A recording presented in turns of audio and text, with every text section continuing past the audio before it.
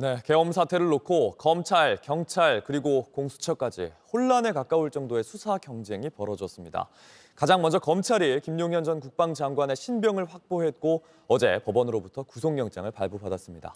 특수본의 취재기자가 나가 있습니다. 여도현 기자, 관련 사태 이후 첫 구속입니다. 법원이 구속영장을 발부해줬다는 건 혐의가 인정된 겁니까?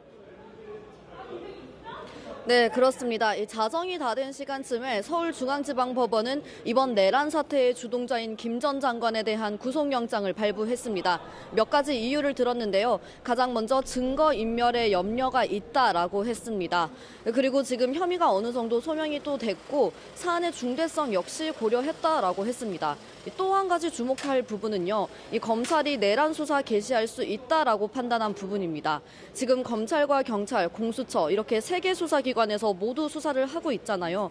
이 경찰과 공수처는 검찰은 내란 수사를 할 수 없다라고 맞서는 상황이었는데 이 법원이 검찰이 수사를 할 수 있다라고 판단을 한 겁니다. 근데 이제 수사권 조정 때문에 내란죄는 검찰이 수사할 수 없는데 법원이 수사 가능하다고 본 근거는 뭡니까? 네, 검찰청법을 이유를 들었습니다. 이 검찰청법에 보면요, 이 검찰이 경찰의 범죄에 대해서는 수사를 할 수 있습니다. 지금 상황을 보시면 조지호 경찰청장, 김봉식 서울경찰청장이 이 사건에 연루가 돼 있잖아요. 이 국회와 선관위에 경찰 병력 보낸 그 부분입니다. 이 때문에 수뇌부가 포함되어 있는 만큼 이 검찰이 수사를 할 수 있다라고 법원이 판단을 한 겁니다. 그리고 경찰의 범죄와 관련한 범죄이기 때문에 이 수사가 가능하다고 판단한 건데 실제로 저희 취재 결과 어제 영장실질심사에 들어간 검사 3명이 이 재판부로부터 수사권이 있냐 이런 질문을 받았다고 합니다. 여기에 검찰은 지금 경찰청장이 피의자인 상황이기 때문에 이걸 들여다보면서 내란죄 수사 가능하다 이런 식으로 답변한 것으로 파악됐습니다. 네, 그러면 검찰이 수사에 속도를 내겠군요.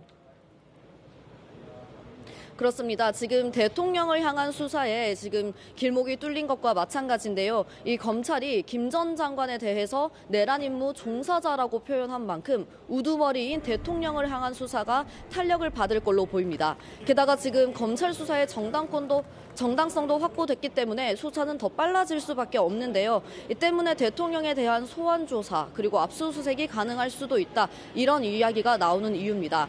그리고 저희 취재 결과 검찰은 방첩사에 대한 2차 압수수색에 들어간 것으로 파악됐습니다. 국회 진입 과정에 대한 전반적인 과정을 살펴볼 걸로 보입니다. 지금까지 검찰 특수본에서 JTBC 여도현입니다.